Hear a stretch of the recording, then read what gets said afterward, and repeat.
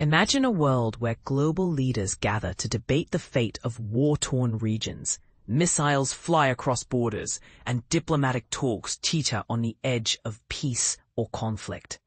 Welcome to the latest whirlwind of Middle East developments that could reshape international relations forever. But here's where it gets controversial.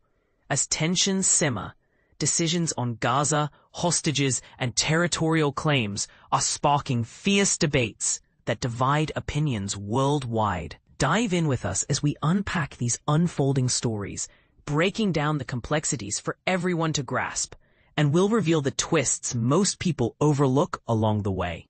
First off, let's talk about the high-stakes scene at the United Nations General Assembly, UNGA, where Palestinian Authority President Mahmoud Abbas took the podium to address the global audience. In his speech, Abbas emphasized a commitment to collaborating with U.S. President Donald Trump and other leaders on a UN-supported initiative aimed at fostering a two-state solution for Israelis and Palestinians. This plan, a detailed 7-page declaration, backed by the 193-member UN General Assembly just this month, seeks to pave the way for peaceful coexistence. For beginners wondering what this means, think of it as a roadmap to create two independent nations, one for Israel and one for Palestine, living side by side without the constant threat of violence. Abbas passionately declared, "We want a modern, civilian state, free of violence and extremism," highlighting his vision for a future where both sides can thrive. And this is the part most people miss. While Abbas's words resonate with hope, critics argue that past failures in similar talks raise doubts about real progress. Could this be the breakthrough we've been waiting for? Or just another diplomatic mirage? Shifting gears to U.S. involvement, Trump shared insights from his recent discussions on Gaza, reporting positive strides in conversations with Israeli Prime Minister Benjamin Netanyahu. These talks, held amid the backdrop of a nearly 2-year conflict between Israel and Hamas, touched on critical issues like the ongoing war and potential resolutions. Trump also met with leaders from key nations including Saudi Arabia, the UAE, Qatar, Egypt, Jordan, Turkey, Indonesia, and Pakistan, underscoring the broad international effort to address the crisis. Saudi Foreign Minister Prince Faisal bin Farhan Al Saud noted that Trump understands very well the dangers associated with Israel's possible annexation of the West Bank, a move that could redraw borders and ignite even more unrest. For those new to this, annexation means one country claiming and taking control of land from another, often leading to disputes over rights and resources.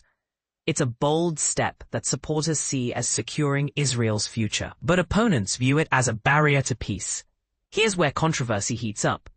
Is annexation a necessary defense strategy, or does it unfairly infringe on Palestinian aspirations? We'd love to hear your take in the comments. Does this signal progress or peril?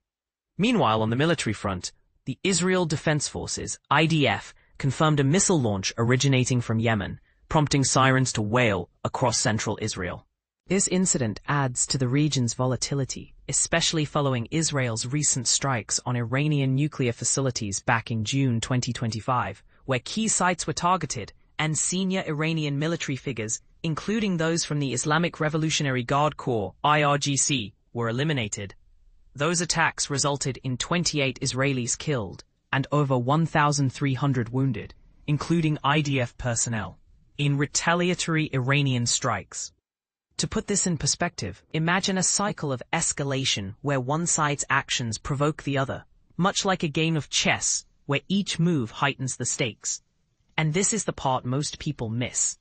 Yemen's involvement introduces a new player in the proxy conflicts, potentially complicating alliances like the Abraham Accords, an agreement normalizing relations between Israel and several Arab nations, which an independent South Yemen might now consider joining. Spain and Italy have even dispatched ships to support a Gaza aid flotilla, aiming to deliver humanitarian supplies despite Israel's naval blockade. But here's where it gets controversial. Israel's revealed strategy to intercept these flotillas involves sinking ships and seizing vessels, with pre-prepared cells for arresting non-compliant activists. Proponents argue it's essential for security against potential threats, while detractors see it as an overreach that hinders aid to civilians in need.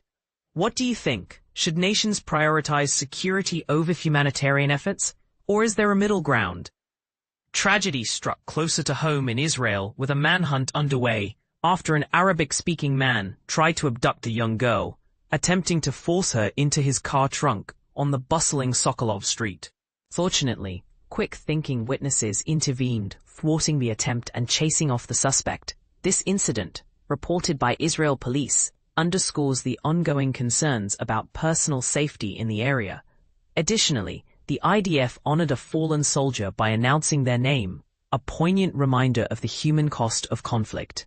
And don't forget the broader context.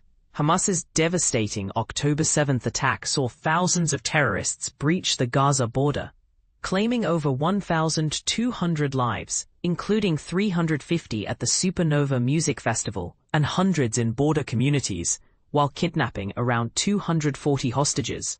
Today, 48 remain in Gaza, with 49 having perished in captivity. For beginners, this paints a picture of a conflict rooted in deep-seated grievances, where acts of terror disrupt daily life and demand urgent responses. On the diplomatic horizon, the UN Security Council is set to vote this Friday on postponing the reinstatement of sanctions against Iran, a decision that could influence global nuclear non-proliferation efforts. Meanwhile, Israel's health ministry issued a caution about rainwater drainage contaminating beaches after the season's first rains, a practical reminder of environmental impacts amid geopolitical turmoil. Finally, exploring the implications of broader Palestinian recognition, an explainer delves into what full UN membership or border control could mean for Palestinians and Israelis.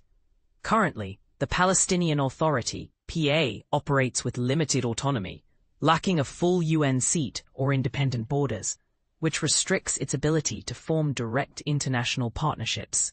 For example, without full recognition, negotiating trade deals or alliances becomes challenging, much like a team playing with one hand tied behind its back. Palestinians rallying in Nablus with flags and signs show the grassroots push for this change. But here's the controversial twist. While some see it as a step toward equality, others fear it might escalate tensions without addressing core security issues. And this is the part most people miss. Could expanded recognition lead to genuine peace, or would it complicate matters further? But here's where we turn it to you. Do you believe Trump's talks signal a real path to peace, or is annexation an inevitable flashpoint?